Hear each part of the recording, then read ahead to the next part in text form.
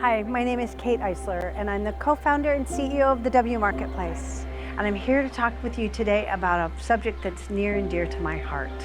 I've been working with Ukrainian women entrepreneurs over the last several months, and today we're talking about rebuilding Ukraine and what that's going to take. There are 37% of businesses in the EU that are women-owned. The number is 25% in Ukraine. These are the businesses that are going to build the sustainable economy.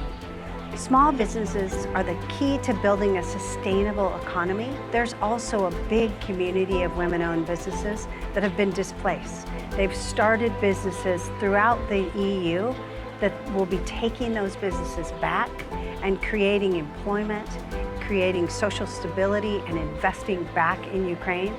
That's what will make the economy go. Rebuilding Ukraine is so important to me.